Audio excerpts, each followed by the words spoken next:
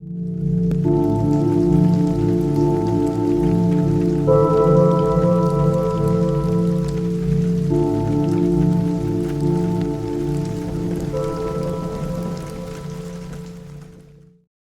this video starts, I just want to say thank you to everybody that's been so kind to me and sending me nice comments in the comment section. I really appreciate it, because I don't get things like that on a daily basis. So for y'all to be doing that is really much appreciated, honestly. I just figured, hey, the new chapter is around the corner, so I'm gonna come up with this original killer concept that I made by myself, which is honestly pretty cool. I'm not gonna lie, this concept is gonna be pretty cool to watch. You mainly just have to listen to it because I obviously don't have the skills to like animate anything.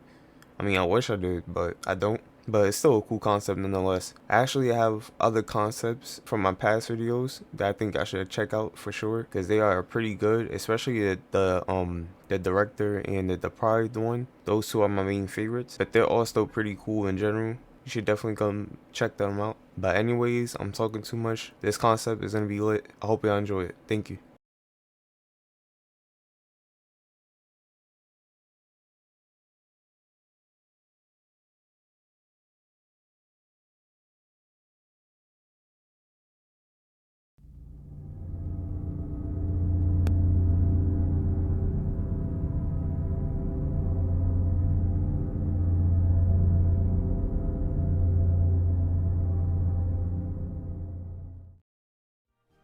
San Francisco, California, 1995.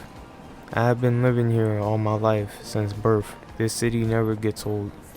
The beautiful women, beautiful views, beautiful cars. It seemed like just a perfect place to live, at least for me. There's something about this city that made it so comfortable to live in. Don't get me wrong, my definition of comfortable may be way different from yours. The crime rate was pretty mild from here and there. I wish there weren't none at all. But I gotta admit, and be realistic, people are crazy around the world. Some act like they don't have any sense, or some just lose touch of humanity. Most people would rather kill first and think later. Most people would end up missing, kidnapped, and no one will really know what happened to them. It's sad, but that's reality. Reality is often never always so positive. I have faith for positivity every day, but that's just not the way life works. People die every day, whether it's from natural causes, horrible tragedies, or worse. November 8th, 1995. I've heard and witnessed the most bizarre crime scene ever known to mankind. My name is Current Vinciani, and what I'm about to tell you, I guarantee you won't believe a damn thing. I am a former pathologist. The experience of being a pathologist was never easy. It was so full of depression and sadness. The air plagued with the rotting smell of a human corpse. The job gave me overwhelmingly negative energy from time to time. But I was intrigued with the concept of this job ever since I was little. I grew a passion for mysteries as I've gotten older. I would pick up the newspaper daily and watch the news. There were mainly missing person reports and variations of crimes that were spread all over San Francisco. At this time, unsolved mysteries in particular were at its peak. Such mysteries will later be lifted in a moment of time, but the understanding that these happened to be solved so often was rather pleasing. Detectives found out who murdered Rebecca Tanning. Lacey Williamson's body was found. The Foley case was finally solved. Justice was served to the deceased individuals and their families. November 8th, 1995, the San Francisco Police Department were introduced to the most chilling mystery in San Francisco. Sunday morning at around 6:35 a.m., the 911 emergency dispatch center was busy as it always is. 911 operators will send paramedics, police, and firefighters to anywhere in need. It seems like a stressful place to work, but this one day, it will be nothing more than disturbing. After previous calls to the 911 operators, one of the operators received a call. The audio on the call was very distorted. It was kind of complicated to make out what was on the opposite side of the phone. It sounded like the ocean or something of that matter. Surprisingly, the 911 operator was able to track exactly where the call was coming from. It was coming from Baker Beach. The 911 operator dismissed the call, contacted police, and the police were on their way to the location to check it out. When the police arrived at the beach, it was empty. They heard nothing but the sound of waves collapsing the surface. The weather was windy, the sky was dim. I guess that's how it was every morning. But today in particular felt different. The two police officers walked about 12 feet where the supposed call had come from. No phone was visible or heard. After about 3 minutes of scouting, the two officers came to the conclusion that it was most likely some sort of prank, and they decided to leave the beach. Upon leaving the beach, something told one of the officers to turn around and look right back at the area they just checked. "What the hell?" the officer shouted, getting the others' attention. But both their eyes had widened to the sight they just witnessed. A woman's body had washed up on the sand. The officers began to close in on the body, and as they were right in front of it, nearly 4 meters away from the body, they noticed that the woman was headless. The woman had on this old, filthy white and gray mock neck dress. She was barefoot, and her back was hugging the sand surface. Something was very wrong with this scene at the start. The blood wasn't fresh from her wound. No phone was found. How did the 911 operator get a call from this location, but there's no phone? It seems like this woman died years ago. It didn't make sense. Where did she even come from? Who was this woman? So many questions, so little information. The police then contacted the emergency services, and emergency services took care of the body at the crime scene. There was nothing else at the scene but that woman's presence. No clue, no evidence, just her. Emergency services finally delivered the corpse over to the morgue. That was where I and Mason were. We took care of the body, and from there, began investigating. It wasn't the goriest scene I witnessed, but the most bizarre. There were no markings around the woman's neck or area. No sign of decapitation by any weapon. No bite marks by any potential shark of anything, any kind. No sign of her head being ripped off. It's like if someone just took her head clean off. But how? How did it get done? The body didn't even have a scent. What in God's name happened to this lady? Mason said. I didn't really know myself. I wanted to have the answer, but it was far from grasp. This didn't make any sense. Mason and I continued on the investigation. I couldn't help but think that this one would never end. My brain feels like it just wants to tear out of his skull. I couldn't piece it together. A game I couldn't win. A riddle I couldn't solve. This was a hard nut to crack. Mason was as clueless as I was. As the mind-bending investigation went on, it started to get cold, freezing cold. It was never this freezing inside the morgue. I usually get used to the weather, but it's never this cold. Mason agreed. All of a sudden, out of absolute nowhere, the radio turns on. Me and Mason were nowhere near it. So how the hell did that happen? We then hear this sort of music creep in through the speakers. The music immediately sent shivers down my spine. I couldn't explain it, how terrifying and intense the music sounded. It was so loud, I felt as if my eardrums were gonna bust. That radio was louder than it should be. It was hellishly excruciating to listen to that song for another second. Mason then ran to turn it off. "What the hell was that?" Mason said. I didn't really have much of an idea myself. Neither of us touched that radio. It's like if it had a mind of its own, and we were the ones losing one. This whole day has gone south ever since I've heard the news about this so-called Jane Doe.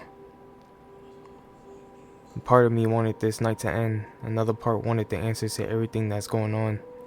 How is this happening? As I left the feeling behind me, Mason and I continued with the investigation.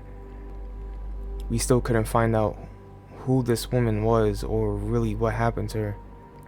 I mean, she didn't have a head, so it's kind of clear how she died, but it wasn't at the same time. What was the context? I wish I could just rewind time to see things from her eyes to make this job easier. Unfortunately, it was never that easy. Mason then said something to me, a theory. What if she's doing this, huh? What if her spirit's haunting us or something like that?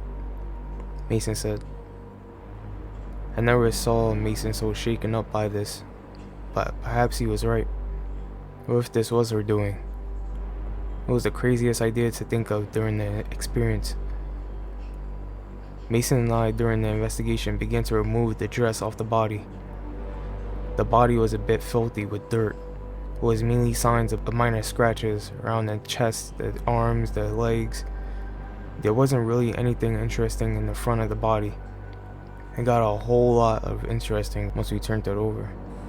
Mason and I turned the body flat on his stomach, and what we found planted absorption into our minds. There was a carving of a circle in the back. I then grabbed a scalpel to open it up and see what was inside. As I cut open the rotten flesh, I can feel curiousness in my veins. I couldn't seal the thought of wanting to be here much longer. But the anticipation got the better of me. After I was done cutting, I then tore the flesh off the back. Me and Mason were bewildered by what we found. There was this kind of writing implanted on the second layer of his skin.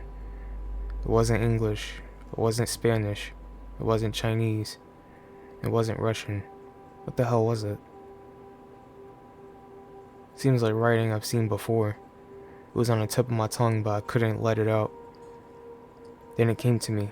The type of writing looked like Latin or some type of ancient Egyptian writing from a whole different time period. It didn't make sense. How can anyone know this writing, and if they did, wouldn't they have been from that era? Even if they weren't, it happened to encrypt knowing of this language. We didn't know what it said.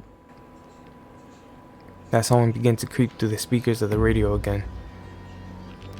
I felt like my hearing was dying every second that song played. It was torture. In a matter of seconds, Mason's body began to flood with deep cut wounds. I can hear his screams. They were as loud as that monotonous, eerie music. I felt like I was witnessing hell right in front of me. Mason was bleeding out on the ground. The wounds tore major arteries, and Mason was losing a lot of blood every millisecond. I can hear Mason choking and gagging on his own blood. He then raised his shaking hand and pointed his finger at something behind me. As I hesitantly looked behind, in spite of fear coursing through me, the woman's body was gone. My heart plummeted to the bottom of my feet. A thought that ran through my mind was that I gotta get the fuck out of here now. Mason was already deceased. I paced toward the door to open it. After I opened the door, I looked down the dark hallway. It was unusually foggy, but as I stopped and looked straight ahead, something caught my attention. You wouldn't believe what I saw. The woman's body was standing on 2 feet far away from the opposite side of the hallway. Her body was so still, slouched, and menacing. She slowly started to walk in my direction. Her whole aura gave off this unnerving presence that I didn't want to be inside of anymore. Every time her feet touched the floor, it's like she couldn't hold her own weight and was about to collapse to the ground. I can hear the cracking of her bones every step she took. I couldn't explain how petrified I was at that sight. My body sort of froze in overwhelming fear, but I knew I was probably going to end up like Mason if I didn't get out of here fast. I hauled ass towards the emergency exit by the right middle side of the hallway, started my car, and drove home. I immediately reported the incident to the police, and they said they would check it out to see what's going on. I couldn't sleep that night, and sleeping pills wouldn't help. The sight of that presence was attached to my brain like a magnet on metal, making it difficult to rest. The next morning, I got a call from the police. They said they found the body of Mason, and that the woman's body was nowhere to be found. Mason's death then headlined to be the most mysterious death of all time. As for me, the only mysterious thing was me not knowing what still happened to that woman or that day. The story began to headline news that the body of Mason was found in the San Francisco morgue after his mysterious death. But I knew exactly what happened. November 8th, 2005. It's been a decade now since that event that had happened at the San Francisco morgue. I'm now a reporter, as you can tell by reading this article. But the events of that day still haunt me. It's almost unbelievable that I escaped that morgue alive. What I also don't believe is that that woman's body has yet to be found to this very day.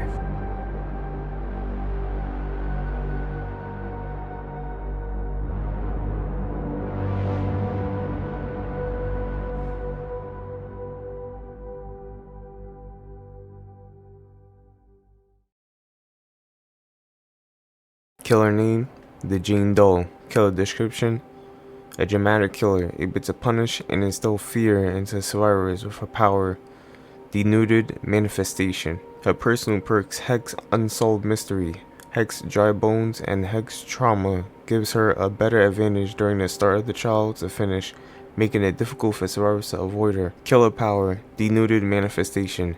Your striking presence disrupts survivors with fear to keep running no matter the cause. Theme of agony. At the start of the trial, 6 radios are randomly placed around the map. Pressing the shift button allows the Jane Doe to interact with these radios by turning them on from a distance. Once a radio is turned on, Theme of Agony is activated. Any survivor that's in radius of the theme for 5 seconds will suffer from the incapacitated status effect and the deep wound status effect. If the survivor leaves the radius of the theme, the effects will linger on for 7 seconds. If any survivor stays inside the radius of the theme, it will increase that survivor's men timer. The Jane Doe can activate Theme of Agony once every 45 seconds. Unforeseeable Fate. Pressing and holding the power button allows the Jane Doe to mark any survivor from any range. Once that survivor/survivors are marked, Unforeseeable Fate can be activated. Pressing the blink when a survivor is marked will activate Unforeseeable Fate. When Unforeseeable Fate is activated, any survivor that is marked will be surrounded by a ring of fog that follows them endlessly for 35 seconds. The fog blocks the marked survivor's FOV by 8 meters. The Jane Doe cannot see the fog when Unforeseeable Fate is activated. The Jane Doe is granted with the undetectable status effect once Unforeseeable Fate is activated toward the survivors she marked. The survivors who did not get marked can hear the Jane Doe's radius. Things to know about the power. Survivors cannot turn off the radio. It's cursed. A selected radio is only on for 30 seconds. If 2 or more survivors are marked and Unforeseeable Fate is activated, all survivors will get affected by Unforeseeable Fate at once, even if the Jane Doe is not chasing them. Killer stats: killer height, average, killer speed 4.6 ms, killer difficulty intermediate, killer tear radius 32 meters, Killer weapon, dark energy, telekinesis. Unique traits, the Jane Doe can still be blinded by a flashlight. It may just require a lot of practice, but can still be done. The Jane Doe can go through vaults, just like Pinhead. Just like the Unreal, the Jane Doe doesn't directly carry Solaris by hand.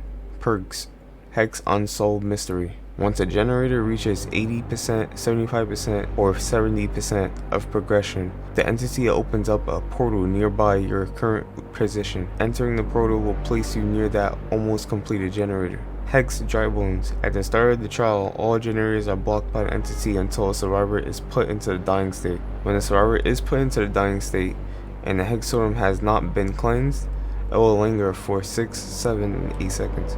Hex Trauma. When the survivor is unhooked, they will momentarily scream, revealing their position every 30, 25, and 20 seconds. Mori. Survivor stands up, the Jane Doe removes the head of the survivor. During the process, you can hear the neck of the survivor breaking, and stares at them intently, watching the blood pour out of the survivor's corpse.